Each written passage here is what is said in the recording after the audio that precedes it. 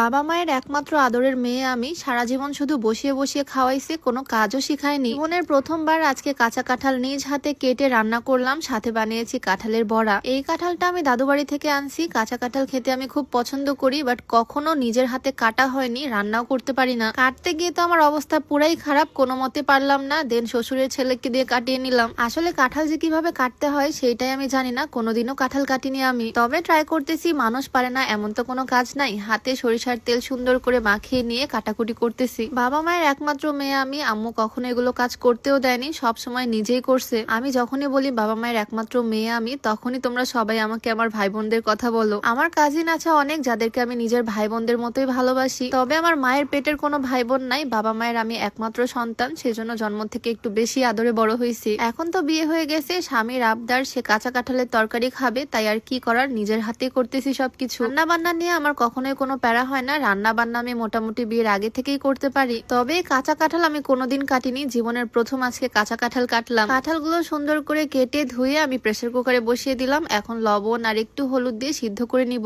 কাঁঠাল রান্নার ফুল প্রসেসটা আমি আমার আম্মুর কাছ থেকেই শিখছি। আর আজকে শুধু কাঁঠাল রান্না করব না, নিজের মন মতো করে কাঁঠালের বড়াও বানাবো। আমার আম্মুর হাতে কাঁঠালের তরকারি একদম মাংসের মতো লাগে, মানে কাঁঠালের তরকারি মনে হয় মাংস ফেল। দেখি চেষ্টা করি আমিও মাংস রান্নার মতো করেই করব, দেখা যাক আম্মুর মতো হয় কিনা। কাঁঠাল তো সিদ্ধ করা হয়ে গেছে, এখন জাস্ট আমি মশলা কষিয়ে নিব আর ভালোভাবে মাংস রান্নার মতো করে কাঁঠালটাও রান্না করে নিব। রান্নাটা আমি সরিষার তেল দিয়ে করতেছি, যাতে ফ্লেভারটা খুব সুন্দর আসে। পেঁয়াজ কুচি, গরম মশলা, তেজপাতা সবকিছু দিয়ে ভালোভাবে মিক্স করে নিচ্ছি। একটু বাটা মশলা অ্যাড করব। গরুর মাংস যেভাবে রান্না করি সেভাবে কাঁঠালটাও রান্না করে নিব, যাতে মাংসের মতোই টেস্টি হয়। রান্না বান্নার প্রতি আগ্রহ আমার ছোটবেলা থেকেই ছিল। ছোট থেকে আমি রান্না বান্না, সেলাই ফোড়াই এগুলো আম্মুর কাছ থেকেই শিখছি। আম্মু রান্নাঘরে রান্না করতো আর আমি পাশে দাঁড়িয়ে দাঁড়িয়ে দেখতাম, এভাবেই শেখা হয়ে গেছে। আর এখনো কোনো কিছু না পারলে আমি আম্মুকে ফোন দিয়ে দিই, আম্মুর থেকে রেসিপি শুনে সেম ভাবেই রান্না করি। কাঁঠালের তরকারিটাও তো আম্মুর রেসিপিতেই বানাচ্ছি। আচ্ছা, ভিডিওর মাঝখানে একটু বলে দিই, তোমরা যারা চিকন হতে চাও, ওজন কমাতে চাও, তোমরা চাইলে এই স্লিমিং হার্বাল টিটা ট্রাই করতে পারো। এটা সম্পূর্ণ প্রাকৃতিক উপাদান দিয়ে তৈরি, তাই কোনো রকমের সাইড ইফেক্টের ভয় নাই। ওজন কমানোর পাশাপাশি এটা কিন্তু গ্যাস্ট্রিকের সমস্যাটাকেও দূর করবে। এইটা তোমরা বিউটি বাই লিম ফেসবুক পেজ থেকে পেয়ে যাবা। পেজটা উপরে মেনশন করে দেওয়া থাকবে আর নাম্বারটাও স্ক্রিনে দিয়ে দেওয়া থাকবে। যাই হোক, মশলাটা সুন্দর করে কষিয়ে নিছি আর এখন এই সিদ্ধ করা কাঁঠালগুলো দিয়ে দিচ্ছি এটার মধ্যে। সবগুলো সিদ্ধ কাঁঠাল আমি দিব না, কয়েকটা রেখে দিলাম, সেগুলো দিয়ে আমি কাঁঠালের বড়া বানাবো। কাঁঠাল রান্নার প্রসেসিং তো আমার শেষ, এখন শুধু নেড়ে চেড়ে ঢাকা দিয়ে রাখবো। অল্প অল্প করে পানি অ্যাড করব আর সুন্দরভাবে তরকারিটা রেডি হয়ে যাবে। কিছুক্ষণের মধ্যেই কিন্তু আমার তরকারি একদম রেডি। দেখো কালারটাও কিন্তু খুব সুন্দর আসছে। তরকারিটা এক সাইডে রেখে দিলাম আর এখন আমি বানাবো কাঁঠালের বড়া। খুব সুন্দরভাবে কিন্তু সিদ্ধ হয়েছে, লবণ হলুদ দিয়ে সিদ্ধ করা হয়েছে। এটার মধ্যে আমি দিয়ে দিলাম বেশ কিছু পেঁয়াজ কুচি, ছোট ছোট করে কাঁচামরিচও কুচি করে দিয়ে দিলাম। এটার মধ্যে অল্প একটু লবণ অ্যাড করে দিলাম, খানিকটা গুঁড়া মরিচ অ্যাড করলাম, সামান্য একটু হলুদের গুঁড়া আর অল্প খানিকটা আদা রসুন বাটা, একটু জিরার গুঁড়াও দিলাম। আর তারপর দিচ্ছি অল্প একটু কর্নফ্লাওয়ার, চাইলে ময়দাও অ্যাড করা যাবে। আমি অল্প একটু কর্নফ্লাওয়ার অ্যাড করছি আর খানিকটা ময়দা দিয়ে এখন ভালোভাবে মাখিয়ে নিচ্ছি। হাত দিয়ে সুন্দর করে মাখিয়ে নিলাম আর এটা কিন্তু একদম রেডি। এখন শুধু চেপে চেপে শেপ করে ভেজে নিব।